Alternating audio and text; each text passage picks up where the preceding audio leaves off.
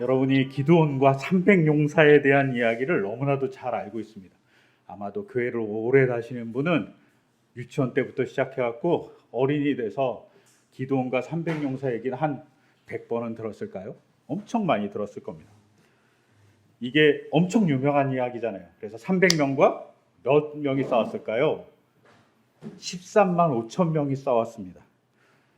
이게 몇 대 몇이냐면 1대 몇 명이랑 싸웠을까요?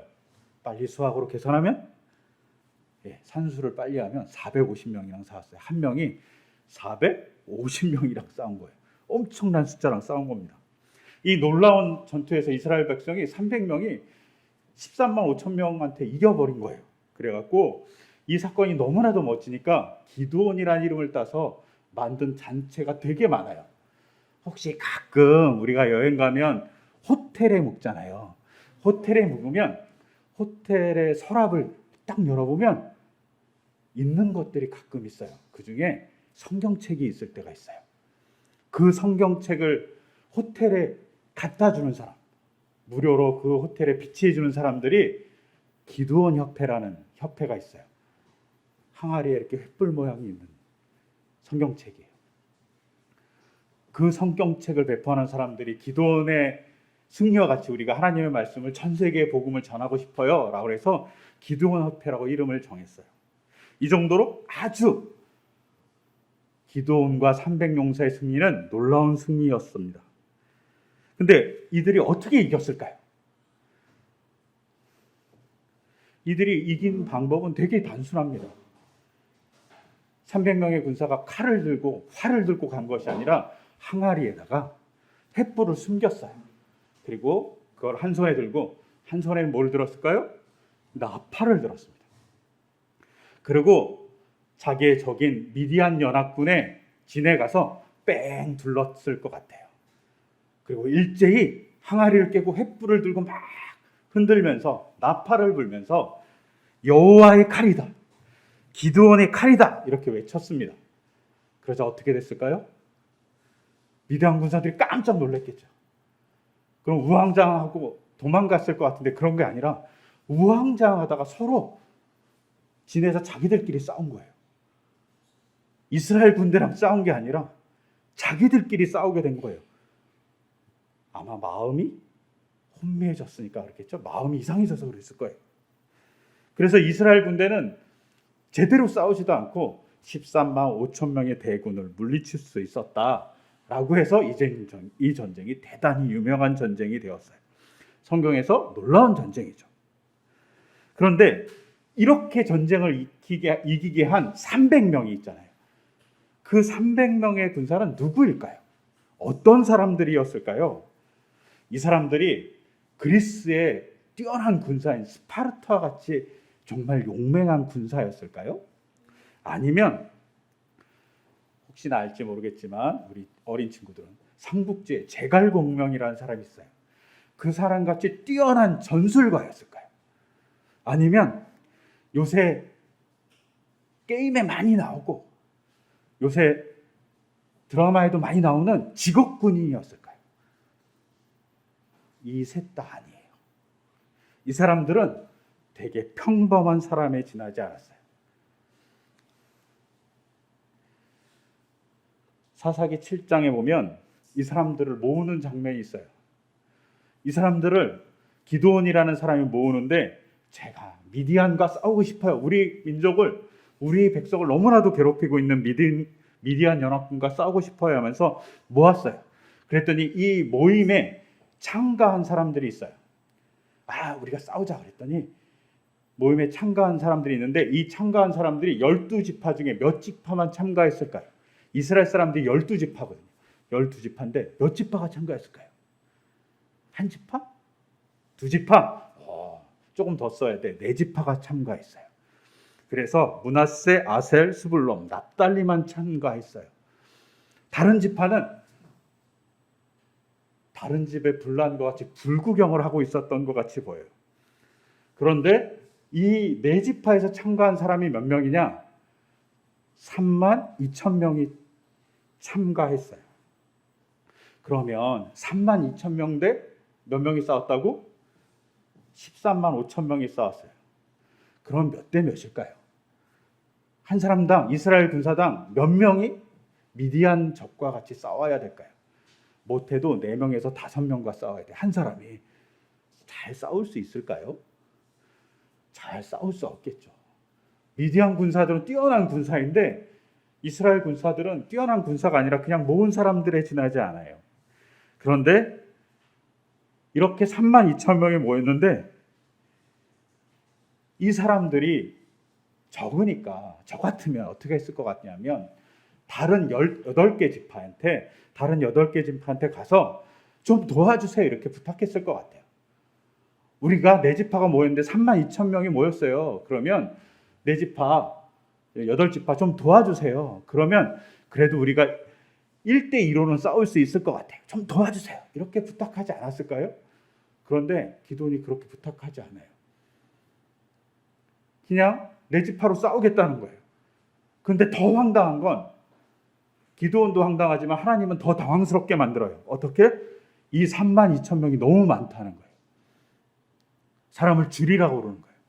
그러면 첫 번째 어떻게 줄였을까요? 몰라. 첫 번째 어떻게 줄였냐면 첫 번째는 전쟁하기에 겁이 나는 사람은 집에 돌아가라고 그랬어요. 3만 2천 명 중에 자기가 겁이 나요 라고 한 사람이 3분의 2나 됐어요. 근데 반대로 생각하면 전쟁에 나가기에 겁이 나지 않아요 라고 생각한 사람은 3분의 1이나 된 거예요. 돌아간 사람은 2만 2천 명 있고 남은 사람은 10,000명이었어요. 이 10,000명이 겁이 안 났을까요? 전쟁하는데 겁이 안 나는 사람이 어디 있어요? 자기가 죽을지도 모르는데 겁이 났겠죠. 분명 10,000명의 사람들 속엔 이런 마음도 있었을 거예요. 내가 괜히 싸운다고 그랬어. 우리 집에는 일도 많은데 우리 집에는 아내도 있고 딸도 있고 아들도 있는데 내가 괜히 객기를 부려서 죽을 전쟁에 참가하는 것은 아닐까? 말도 안 되는 전쟁에 참가하는 것 아닐까? 이렇게 속으로 생각한 명 중에 어떤 사람들도 있을 수 있어요. 그럼에도 불구하고 이들은 전쟁에 참여합니다. 왜요? 자기 민족을 구해주고 싶었기 때문이에요.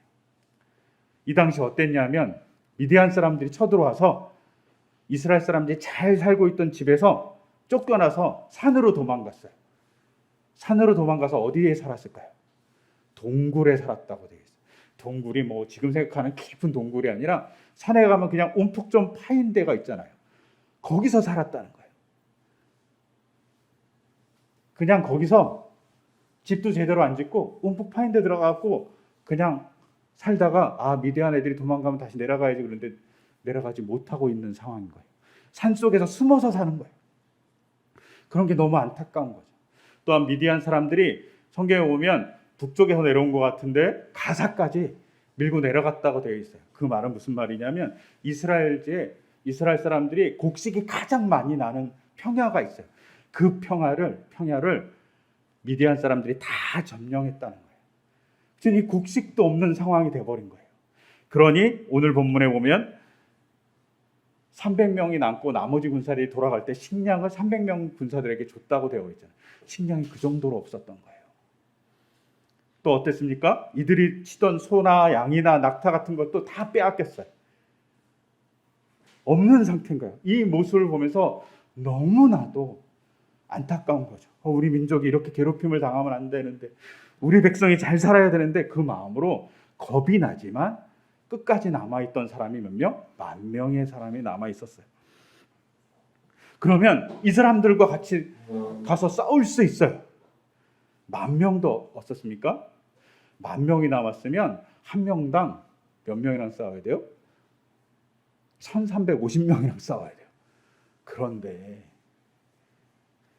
하나님이 이것도 많다는 거예요. 어떻게 해요?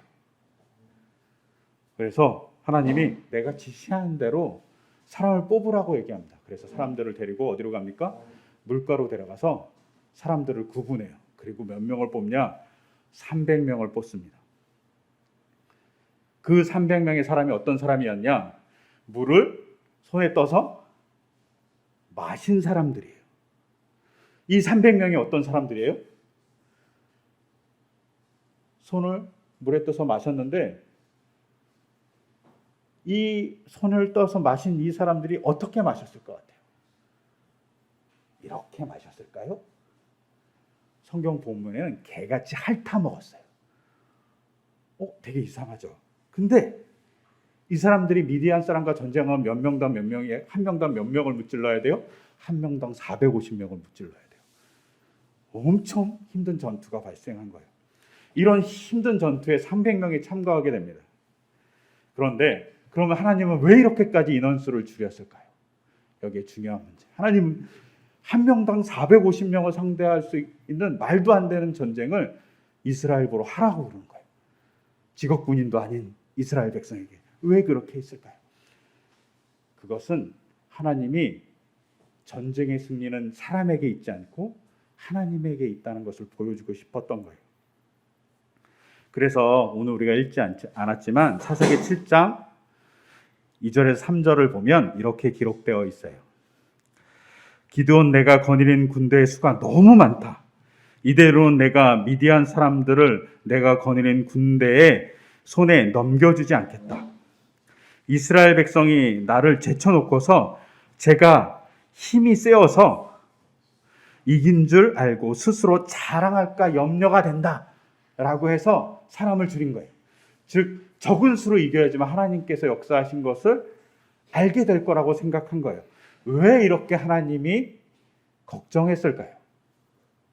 그것을 알 수 있는 건 우리가 읽지 않았지만 바로 앞에 있는, 집에 가서 읽어봐요. 사사기 6장의 내용이 있습니다. 사사기 6장의 내용을 보면 하나님이 미디안 사람부터 구하기 위해서 기드온을 불러요. 그리고 기드온에게 장군으로서의 역할을 맡기는데, 그때 장군으로서 역할을 맡은 기드온이 한 일이 몇 가지 있어요. 그 중에 하나가 자기가 살고 있는 오브라라는 마을에 있는 바알과 아세라의 신상, 우상이 있어요. 그것을 나무로 만들었던 것 같아요. 그 나무로 만든 그 우상을 부숴서 그 부순 나무로 하나님께 제사를 드리라고 한 거예요. 기드온이 어떻게 했을까요? 당장 달려가고 그 마을에 있는 우상을, 바알과 아세라 우상을 도끼로 막 부셨을 거예요. 그리고 그걸로 장작을 만들고 하나님께 제물을 바쳐서 제사를 드렸어요. 그랬더니 마을에 난리가 났습니다. 마을 사람들이 큰일 난 거죠. 자기를 구원해 줄 거라고, 자기를 지켜줄 거라고 생각했던 바알과 아세라 상을 누가 파괴하고 그것을 제사를 드린 거예요. 마을 사람들이 누구냐고 막 찾기 시작한 거죠. 왜? 그 사람을 죽여야지만 자기들이 살 것 같으니까 그 사람을 찾은 거예요. 고대 사람들은 우상을 그냥 만들진 않아요. 우상을 만들잖아요? 그러면 신의 허락이 있어야지 만들 수 있어요. 또한 우상을 만들면 그 만든 것을 만질 수 있는 사람은 특별한 사람들만 만질 수 있어요. 제사장이나 신적인 일을 하는 사람만 만질 수 있어요. 우상을 파괴하는 일은 목숨을 거는 일이에요. 왜냐하면 신상은 그냥 신상의 모양이 아니라 신이 우리에게 오는 매개체라고 생각했어요. 중요해요. 근데 그거를 기드온이 파괴해버린 거예요. 난리가 난 거죠. 마을에 재앙이 떨어질지도 모른다고 생각하게 된 거예요. 그러니 기드온을 잡아서 빨리 처리해야 된다고 생각했죠. 그래서 기드온의 집에 막 몰려옵니다. 그때 기드온의 아버지 요아스가 이렇게 얘기합니다. 만약 바알이 신이라면 자기의 제단을 헌 사람과 직접 싸우도록 놓아두십시오 라고 얘기합니다. 즉 바알이 진짜 신이면 기드온이 바알의 저주를 받건 바알이 그를 죽이건 그에게 어떤 회초리를 들건 기드온에게 무슨 일을 할 겁니다 라고 요아스가 얘기한 거예요. 그러자 사람들이 기드온의 이름을 바꿉니다. 뭐라고 바꿔? 여룻바알로 바꿉니다. 여룻바알이 뭐냐면 바알이 싸운다는 말이에요.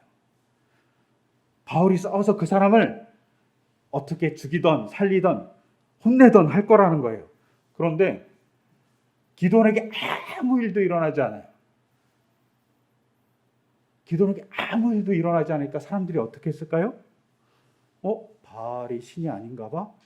아사레가 신이 아닌가 봐 생각하게 됩니다. 그러면서 여룻바알이 그 이름의 뜻이 바알이 싸워서 바알이 혼내준다 이런 뜻에서 여룻바알이 어떤 의미로 바뀌냐면 기드온이 바알이라는 신과 싸운 사람이 된 거예요. 인간이 신하고 싸운 사람이 돼버렸어요. 어떻게 될까요? 기드온이 신인같이 대우를 받는 거예요. 신격화가 되는 거예요. 그러자 무슨 일이 벌어집니까? 기드온이 신같이 되니까 기드온이 우리가 미디안하고 싸울 거니까 싸우러 나오세요 라고 얘기하니까 맨날 산에 미디안 사람들이 모여서 숨어있던 사람들이 32,000명이나 나온 거예요. 기드온이 신 같은 능력을 가졌다고 생각하니까. 하나님이 이거를 보고 사실은 신 같은 능력이 아니라 기드온에게 있는 게 아니라 바알이 신이 아니라는 걸 알려주고 하나님이 도와주는 사람이 능력이 있다는 걸 알려주고 싶어 했는데 오히려 사람들은 뭐라고 얘기했냐면 기드온이 신 같은 존재라고 생각하는 일이 벌어진 거예요. 그러니까 하나님이 인간이 힘을 가진 것을 드러내는 자만을 하지 않게 하기 위해서 이제는 어떻게 합니까? 300명의 군사로 13만 5천 명을 이기는 모습을 보여주고 싶어 했던 거예요. 이렇게 하나님이 일하시는 것을 보여주고 싶어요. 사람들은 가끔 자기의 능력으로 일하고 자기의 실력으로 일한다고 생각해요. 그런데 하나님의 능력으로 일할 때가 필요할 때가 있어요. 그때 전적으로 하나님을 의지하라고 얘기합니다. 하나님의 능력을 우리가 의지할 때 그 능력의 놀라운 역사를 볼 수 있어요. 1대 450의 전투에서 승리하는 놀라운 역사를 볼 수 있다고 성경은 이야기하고 있는 겁니다. 이런 면에서 오늘 우리가 읽었던 고린도서 1장 18절에서 십자가의 말씀이 멸망하는 자에게는 어리석은 거예요. 그런데 구원을 받는 사람에게는 하나님의 능력이라고 얘기해요.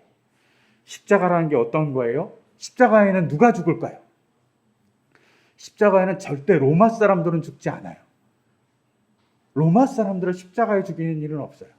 그럼 어떤 사람을 죽일까요? 로마 밖에 있는 사람들. 로마의 적이거나 로마의 속국이거나 그런 사람들만 십자가에서 죽을 수 있었어요. 로마 사람들은 절대 그렇게 죽이지 않았어요. 즉 무시하는 사람들, 하찮게 여기는 사람들만 십자가에서 죽을 수 있어요. 예수님이 십자가에서 죽었다는 것은 로마 제국에 의하면 대단히 하찮은 모습으로 죽은 거예요. 그런데 그 하찮은 죽음에서 인류를 구원하는 놀라운 역사가 일어납니다. 로마 제국이 복음화되는 일도 일어납니다. 즉 멸망하는 사람들에게는 십자가는 어리석은 거예요. 그런데 하나님이 능력이 있을 때는 그것이 놀라운 역사의 도구가 된다는 걸 보여줘요. 십자가는 정말 하찮고 너무 비극적이고 아무 힘도 없는 사람이 당하는 사형인 거예요. 그런데 그 사형 제도에 그 사형의 피해를 받는 예수님에 의해서 인류가 구원받는다는 놀라운 역사가 보여진다고 얘기하는 거예요. 즉 우리가 하나님의 역사의 자리에 있을 때만 놀라운 역사가 나타나는 것을 볼 수 있어요. 그리고 이 수를 적게 한 이유가 이런 말인데 이거 말고 또 하나 우리가 볼 것이 있습니다. 적게 뽑아서 하나님께서 역사를 나타내 준 것도 중요한 관점이지만 또 하나의 관점은 뭐냐면 물을 핥아 먹은 사람 300명을 뽑았다고 얘기했잖아요. 근데 왜 물을 핥아 먹은 사람을 뽑았을까요? 이거는 정확한 의견은 없지만 다양한 해석이 존재해요. 그런데 이 핥아 먹은 사람들을 뽑은 이유는 일반적으로 이렇게 얘기하기도 해요. 저도 그렇게 설교한 적도 있어요. 이렇게 물을 핥아 먹은 사람들이 어떤 사람입니까? 무릎을 꿇고 목이 말라갖고 물을 그냥 물가에 가갖고 머리를 쳐박고 물을 마신 사람들이 아니라 경계를 하면서 물을 마신 사람이라고 얘기하시는 분들이 있어요. 또한 물을 그냥 먹으면 막 물속에 이물질이 입에 들어오니까 안 되니까 그걸 제거하기 위해서 손에서 떠서 마신 사람이다. 그래서 조심성이 있는 사람들이다. 하나님이 이런 사람을 뽑았다라고 얘기하시는 분들이 있어요. 그리고 저도 그렇게 설교를 했어요. 그런데 이렇게 설교하려면 문제가 있어요. 왜냐하면 5절과 6절, 사사기 7장 5절과 6절을 약간 변형시켜야 돼요. 그렇지 않으면 이렇게 설교하기가 어려워져요. 사사기 7장 5절과 6절을 보면 첫 번째는 개같이 핥아 혀로 물을 핥아 먹는 사람이 있어요. 또 다른 분류는 무릎을 꿇고 마시는 사람들이 있어요. 한번 주보를 보세요. 혹은 여기 있는 사진을 보세요. 그림을 보세요. 그러면 맨 왼쪽에 무릎을 꿇고 물을 핥아 먹는 사람이 있어요. 또한 그 중간에 왼쪽에서 세 번째 있는 사람은 어떻게 합니까? 입을 물에 대고 핥아 먹는 것 같죠?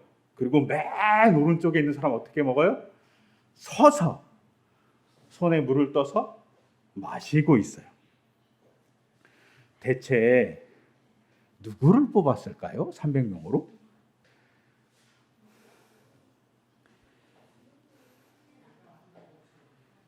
이게 간단치 않습니다. 사실은 5절과 6절은 그렇게 만만한 본문이 아니에요. 그리고 이걸 어떻게 조합하느냐에 따라서 물을 먹은 300명의 군사를 뽑는 기준이 달라지게 돼 있어요. 보통 좀 전에 얘기한 대로 조심성이 많고 경계심이 많은 사람을 뽑았다는 사람은 어떻게 되냐면 무릎을 꿇고 손으로 물을 떠서 마신 사람이어야 돼요. 그러면 맨 왼쪽에 있거나 왼쪽에서 두 번째 있는 사람이어야 되겠죠. 서서는 물을 뜰 수 없잖아요. 그러니까 그 사람은 제외가 되겠죠. 근데 만약에 개같이 핥아 먹었다는 사람으로 포커스를 맞추잖아요. 그럼 어떻게 돼요? 중앙에 있는 누워서 입을 시냇가에 대고 먹은 사람이어야만 돼요. 근데 우리가 일반적으로 얘기하는 무릎을 꿇고 손에 물을 받아서 먹은 사람이라는 말을 하게 된다면 6절과 5절을 약간 병합해서 짬뽕 시켜야 돼요. 그래야지만 일반적으로 얘기하는 경계심이 많고 조심성이 있는 사람이 300명이다란 말이 타당하게 됩니다. 간단하지 않죠. 이 본문 간단하지 않아요. 그래서 논란도 되게 많아요. 근데 여기서 봐야 될 것이 있어요. 5절과 6절을 병행 본문이라고 보면 물을 핥은 사람이 어떤 사람이냐면 6절에 나와 있는 손으로 물을 움켜 입에 대고 핥는 사람이 300명인 거예요. 그러면 개같이 물을 먹은 사람이 300명으로 뽑힌 사람인 거예요. 무릎 꿇고 먹은 사람은 뽑히지 않은 사람인 거예요. 그렇게 되겠죠. 아마도 모든 사람이 무릎 꿇고 먹었을 거예요. 근데 어떤 사람은 머리를 쳐박고 먹었고 어떤 사람은 손에 물을 떠서 개같이 핥아 먹었다고 얘기하는 거예요. 그리고 그 중에 뽑힌 사람이 개같이 핥아 먹은 사람이에요. 근데 여기서 갑자기 의문이 들지 않습니까? 여러분들은 물을 먹을 때 어떻게 드십니까? 만약에 여러분 보러 우물가에 가서 아니면 시냇물이 흐르는 곳에 가서 물을 떠먹으라고 하면 어떻게 먹을 거예요? 두 손으로 먹을 거예요? 한 손으로 먹을 거예요? 보통은 이렇게 떠서 이렇게 마시겠죠. 핥아 먹지는 않을 거 아니에요. 우리가 개는 아니잖아요. 근데 성경은 되게 이상하죠? 핥아 먹었다고 되어 있어요. 누구같이? 개같이. 참고로 잠깐 넘어가서 우리가 산행을 하잖아요. 그러면 산행에서 너무 땀을 많이 흘렸어요. 그럼 물을 먹을 때 어떻게 먹죠? 그냥 대놓고 벌컥벌컥 먹잖아요. 근데 사실은 그렇게 먹으면 안 된대요. 이게 산을 탈 때, 제가 어렸을 때 산을 탈 때 어르신들이 이렇게 해서 물은 씹어 먹어야 된다고. 물을 이렇게 먹으면 씹어 먹어요. 왜요? 물을 천천히 먹으라는 얘기를 해요. 물을 한꺼번에 많이 먹으면 소화가 잘 안 된대요. 그러니까 소화가 잘 안 되니까 흡수도 잘 안 되잖아요. 그러니까 천천히 먹어야 되죠. 어쩌면 물을 핥아 먹는 일은 천천히 먹는 일일 수 있어요. 그런데 조심성에 대한 얘기를 하고 있지는 않아요. 핥아 먹는 건 개 같은 사람이란 뜻이에요. 욕은 아니에요. 300명의 사람이 개같이 먹었다는 거예요. 그러면 개같이 먹었다는 게 좋은 의미일까요? 나쁜 의미일까요? 개같이 먹었다는 건 그리 좋은 의미가 아닙니다. 우리도 욕할 때 이렇게 개가 자꾸 붙잖아요. 좋은 의미가 아니잖아요. 요새는 가끔 좋은 의미로 쓰기도 하지만 대부분은 나쁜 의미로 쓰이잖아요. 이스라엘도 개는 조금 나쁜 의미로 써요. 가장 연약한 동물이고 가장 하찮은 동물이고, 가끔은 사람들이 개라고 개 뭐뭐뭐라고 얘기했을 때 그 사람은 비열한 사람을 의미할 때 쓰여요. 성경에서 개가 한 30번 이하로 등장하는데 그 등장하는 내용 중에 대부분은 다 사람들이 비열했을 때 사용합니다. 근데 그 비열한 모습의 개의 모습을 갖고 있는 300명을 뽑았어요. 이 말은 그 300명이 조심성이 있거나 경계심이 많거나 이런 사람들이 아니라 대단히 하찮은 사람이라는 것을 암묵적으로 의미해요. 이 사람들이 되게 하찮은 사람들인 거예요. 이 사람들이 연약한 사람들인 거예요. 이 사람들이 어쩌면 사회적으로 비열하다고 욕을 먹을 수 있는 사람들인 거예요. 근데 그 사람들을 하나님이 일부러 뽑았다고 암묵적으로 보여줍니다. 이 사람들은 연약한 사람들이고 별 볼 일 없는 사람이에요. 그런데 단 이 연약한 사람들이 갖고 있는 한 가지 뛰어난 점이 있었죠. 뭐요? 아까 전에 얘기한 대로 미디안에 의해서 자기의 백성들이, 자기의 가족들이 굶고 있어요. 자기의 가족들이 집에서 쫓겨나갔고 산에서 집도 없이 절도 없이 그냥 산에서 동굴에서 살아야만 돼요. 그 처지가 너무 안타까운 거예요. 그 안타까운 마음으로 전쟁에 참여한 연약한 사람들인 거예요. 이 연약한 사람들이 안타까움을 갖고 힘이 없지만 하나님의 일에 동참하겠다는 그 마음을 가지고 동참했을 때 하나님의 역사가 일어나는 것을 하나님은 보기 원했다는 거예요. 능력 있는 장군이 나온 게 아닙니다. 뛰어난 군사가 나온 것도 아닙니다. 뛰어난 전략가가 나온 게 아니라 연약하지만 자기 백성의 아픔을 품고 싸우고자 했던 사람이 나온 겁니다. 그때 그 순수한 마음, 그들의 연합함이, 그들의 헌신함이 1대 450의 전투에서 승리하게 만들어준 겁니다. 오늘 읽었던 요한복음 12장에 예수님의 예루살렘 입성의 이야기가 있어요. 이때 예수님을 맞이한 사람들은 명절을 지키기 위해서 예루살렘에 올라온 사람들이에요. 어떤 사람들일까요? 로마가 그 당시 이스라엘을 점령하고 있었어요. 끊임없이 괴롭힌 거죠. 많은 수탈을 해갔어요. 또한 로마가 자기의 문화를 전파하려고 노력했어요. 그래서 예루살렘에 막 우상도 나타났다가 막 민중의 반란이 일어나고 막 그랬어요. 또한 헤롯은 헬라화가 꿈이었어요. 이스라엘을 헬라화하는 거예요. 그 상황에서 신앙을 지키기 위해서 자기의 가정에 많은 것을 포기하고 절기를 지키려면 최소한 보름은 시간을 내야만 하는데 그 보름을 내서 예루살렘에 올라온 사람들인 거예요. 이 민중들이 있었기 때문에 초대교회가 있을 수 있었어요. 우리가 잘 알잖아요. 오순절 사건. 예수님이 돌아가시고 부활하신 다음에 이스라엘 제자들이 성령을 받았어요. 그때가 오순절이에요. 그런데 그 오순절에 누구를 향해서 전도합니까? 예루살렘에 신앙을 지키기 위해서 순례로 온 사람들에게 전도합니다. 즉 그들의 연약한 삶, 그렇지만 하나님을 향한 간절함으로 올라온 사람들에 의해서 초대교회가 시작된 거예요. 뛰어난 제자들과 사도들이 있어서 초대교회가 시작되기도 했지만 초대교회를 시작할 수 있는 중요한 발판 중 하나의 원인은 순수하게 하나님의 명령에 따라 절기를 지키고 예배를 지키고 또 신앙을 지키기 위해서 도전한 사람들에 의해서 초대교회가 만들어진 겁니다.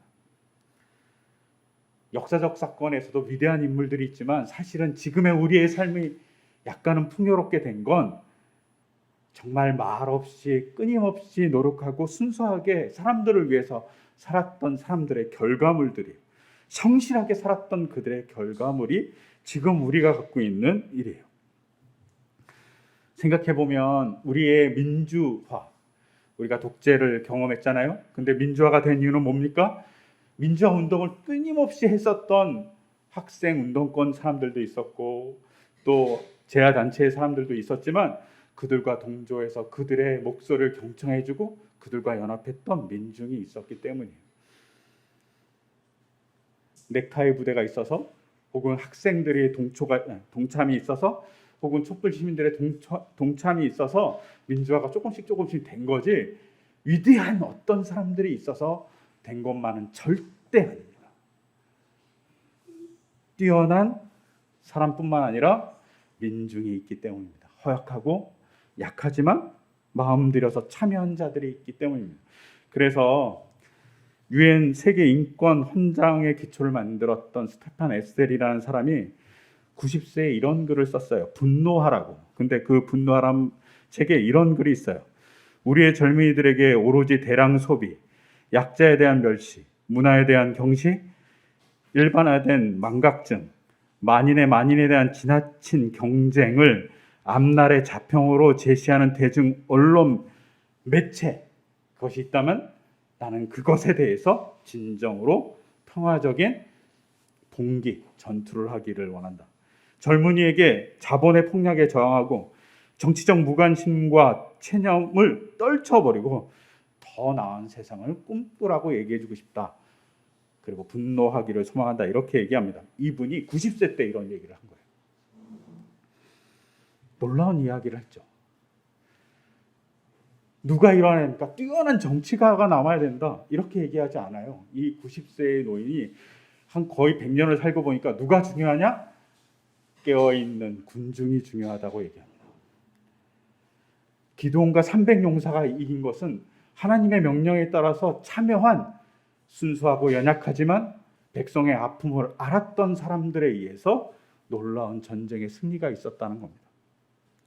오늘날 교회도 마찬가지입니다. 오늘날 교회도 뛰어난 목사님, 뛰어난 선교사, 뛰어난 전도자 이런 사람들에 의해서 놀랍게 발전합니다. 하지만 그들만 있으면 안 되고 하나님의 말씀을 삶에서 실천하고 예배를 소중히 여기고 삶의 신앙을 유지하기 위해서 열심히 노력하는 성도들이 없으면 아무것도 안 됩니다. 성도들이 있을 때 가능합니다. 하나님의 말씀을 따라 살려고 노력하는 성도들의 참여가 있어야지만 교회는 교회될 수 있습니다. 그리고 세상은 하나님의 나라가 될 수 있습니다. 기드온의 300용사는 적은 수지만 그들은 하찮은 사람들이지만 백성의 아픔에 대한 울분을 느끼고 그리고 하나님의 뜻에 대한 도전을 가지고 나갔을 때 엄청난 전쟁의 승리를 백성에게 주었습니다. 우리도 그럴 수 있습니다. 하나님 향해서 우리의 시선을 고정하고 또 아픔에 대해서 같이 울어주고 하나님의 길이 무엇인지 고민하면서 나갈 때 교회가 교회되고 또 하나님의 나라가 이 땅에 임하는 놀라운 역사를 하는 작은 부속으로서 우리의 삶이 있을 수 있습니다. 그런 우리의 부속의 삶 그리고 하나님의 뜻을 이루는 우리의 삶이 되기를 간절히 소망합니다. 이 시간 그런 소망을 담아서 우리가 그렇게 기드온의 300용사와 같이 사용되기를 그렇게 헌신하기를 주님의 부름에 응답하기를 간절히 소망하면서 이 시간 제가 기도드리겠습니다. 이 시간 제가 기도하겠습니다. 하나님 아버지, 기드온의 300용사들은 하찮은 사람들이었습니다. 본문에 의하면 개같이 물을 핥는 대단히 하찮은 사람이라고 불립니다. 근데 그 사람들을 통해서 하나님은 역사하셨습니다. 주님, 우리가 하찮고 벌벌 일 없지만 주님의 도구가 되기를 소망합니다. 우리를 사용하여 주시고 우리를 통해서 하나님의 역사가 드러나기를 소망합니다. 그러기 위해서 우리가 주님을 향해 제대로 헌신하게 하시고 주님의 말씀에 제대로 길을 열어서 주님의 길을 잘 따라갈 수 있도록 인도하여 주시옵소서. 그때 우리의 눈이 주님이 일하심을 보게 하여 주시옵소서. 또한 주님의 일하심이 우리의 눈만이 아니라 세상도 우리를 통해서 보게 하여 주시옵소서. 이 모든 것 주 예수 그리스도의 이름으로 기도드립니다. 아멘.